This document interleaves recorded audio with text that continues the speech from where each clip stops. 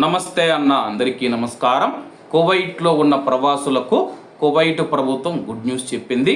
వివరాల్లోకి వెళితే, కువైట్లో నివసిస్తూ ఉన్న ప్రవాసులకు ఊరటనిచ్చేలా మినిస్ట్రీ ఆఫ్ ఇంటీరియర్ ఒక ముఖ్యమైన నిర్ణయం తీసుకుంది.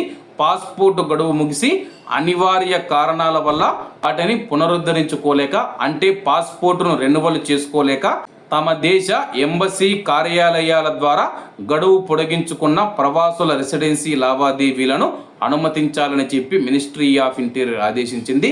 ఈ మేరకు రెసిడెన్సీ వ్యవహారాల general department director brigadier general Fareed Al Mutairi గారు అన్ని విభాగాలకు సర్కులర్ జారీ చేశారు. పాస్పోర్టు గడువు ముగింపునకు సంబంధించి సంబంధిత ఎంబసీ కార్యాలయం వేసిన అధికారిక ముద్ర స్పష్టంగా ఉండాలి. సదరు ఎంబసీ కార్యాలయం జారీ చేసిన లేఖను కువైట్ విదేశీ వ్యవహారాల మంత్రిత్వ శాఖ ద్వారా తప్పనిసరిగా ధృవీకరించుకోవాలి.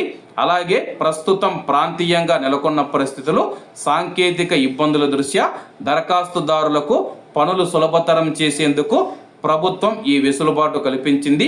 ఈ కొత్త నిబంధనలు తూచా తప్పకుండా పాటించాలని, ప్రవాసుల లావాదేవీలకు ఎటువంటి ఆటంకం కలగకుండా పూర్తి చేయాలని అధికారులందరికీ స్పష్టమైన ఆదేశాలు జారీ అయ్యాయి.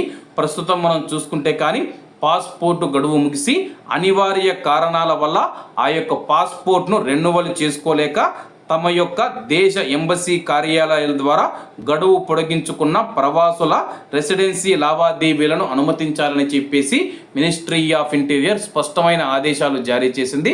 ప్రస్తుతం కువైట్లో మనం చూసుకుంటే కానీ 10 లక్షల మంది భారతీయులు ఉన్నారు.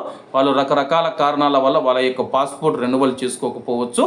అటువంటప్పుడు ఎంబసీ కార్యాలయానికి వెళ్ళి వాళ్ళు అధికారిక ముద్ర వేసిన వాళ్ళ యొక్క అకామా రెన్యువల్ చేస్తాము, రెసిడెన్సీని రెన్యువల్ చేస్తామని చెప్పి అధికారులు స్పష్టం చేశారు. కాబట్టి అందరూ బాగుండాలి, ఎందులో మనం ఉండాలి. అందరికీ నమస్తే అన్న, జై హింద్.